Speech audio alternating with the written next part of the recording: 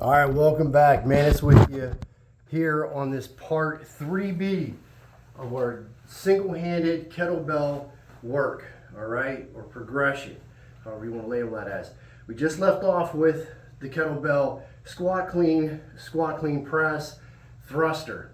What's next? Well, one I forgot to put in there. We're going to do it right now. We are going to go with a suitcase deadlift. Yeah. So, a couple things we can do with that bell. Well, let's put in some variations real quick. With a single kettlebell, we can work on, again, unilaterally, a suitcase. Back up here. Suitcase deadlift. All right. One side, boom, right? Nice and easy, working those legs. All right. We can also, if we want, we can do a one arm sumo deadlift with a kettlebell if you want. We can also go into what I have on the board already, our one arm row. Our one arm row, your choice. You can do it from the center, from outside.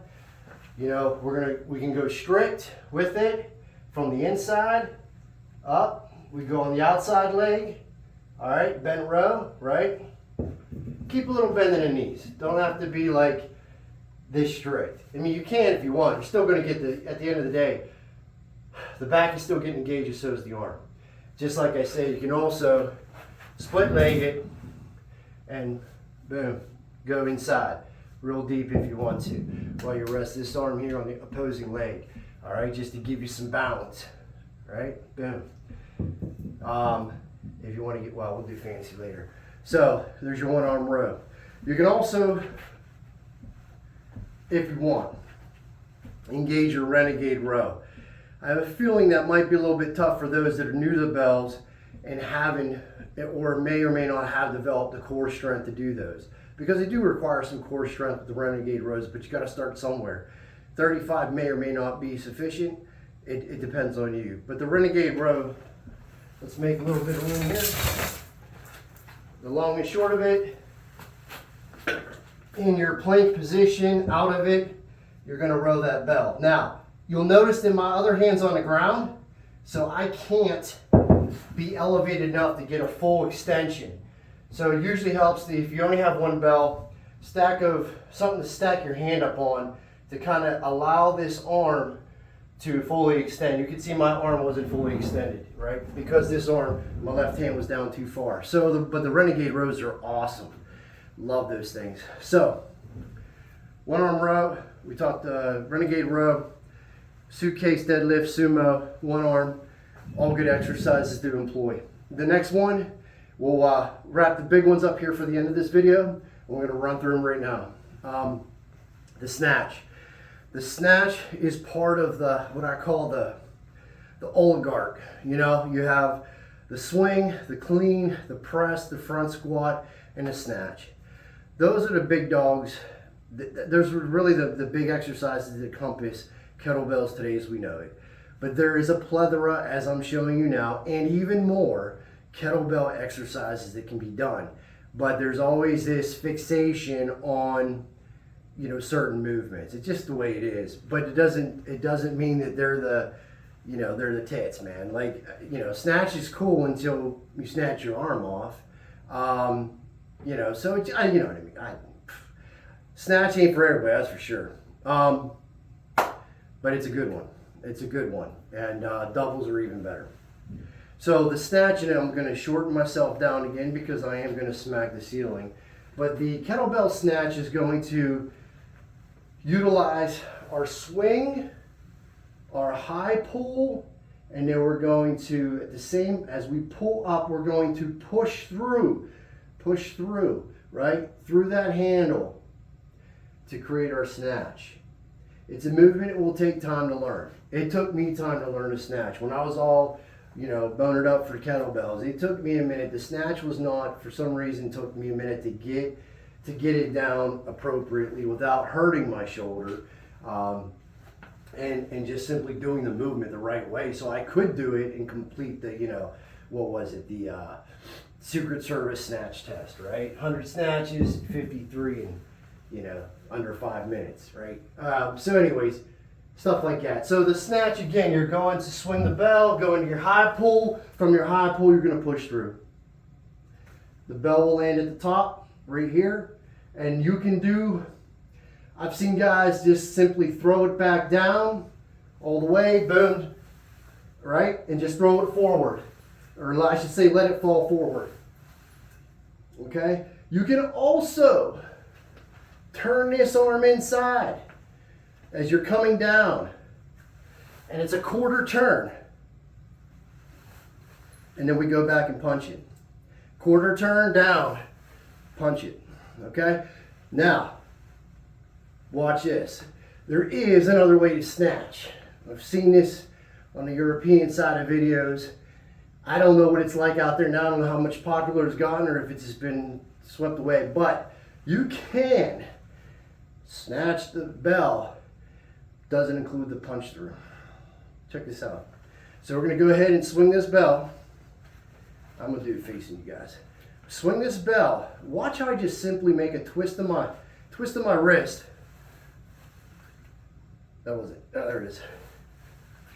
See that? And it's just a twist. It's like a quarter turn. I ain't even high pulling that. You may say I'm not. High pull would be this. Pow. I'm just a quarter turn. Quarter turn. And I like feel like I could do that shit all day. Boom. Quarter turn. Anyways, I've seen guys, the competitor guys use that method. Just comes up, quarter turn, somehow that bell, whatever, all that geometry and shit. All right, so anyways, that's a snatch. The reason it's at the bottom of the list is because it's a more advanced move. It really is. It takes some time to get down, but it's cool. One move that I will not be showing you, one, because I don't do it, and two, I don't want to screw it up and make it look stupid. So, but let me just say, this is a very good movement for those who want a full body workout under the weight. And that movement is the Turkish get-up, okay? The only reason I do not implement the Turkish get-up, honestly, is because it's such a slow movement. It's a movement that takes time to it will take a minute to learn. It takes time to come to handle the weight.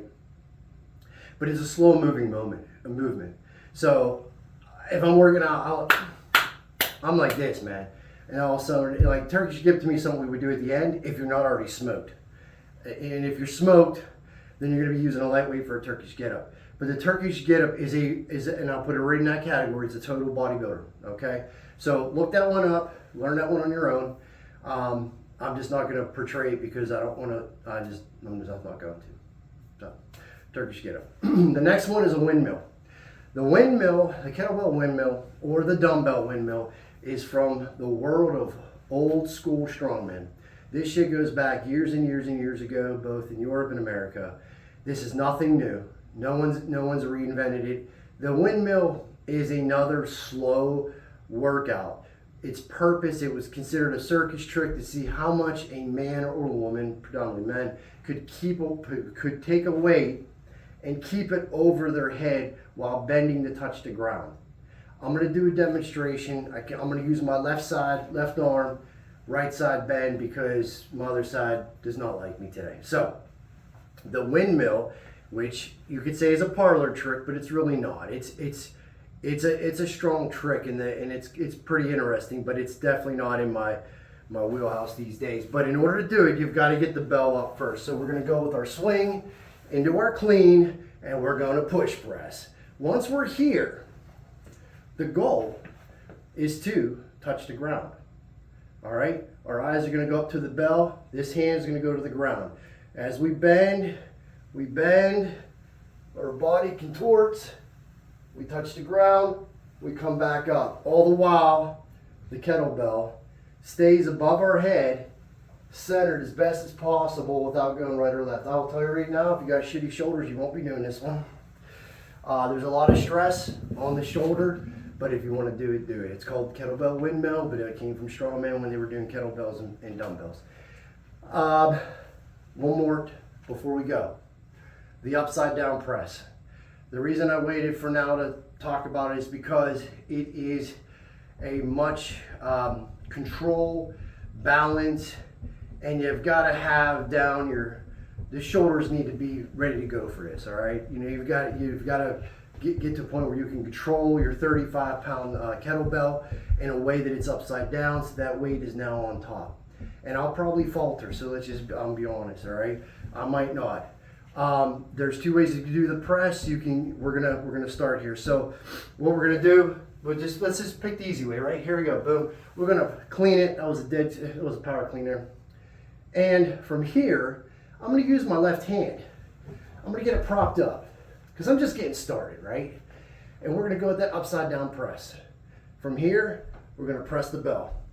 You will feel this in your lat. I can't go too high because again, you can feel it in your lat, shoulders, triceps, of course your grip. This is a killer movement. All right? Killer movement. Upside down press, single arm.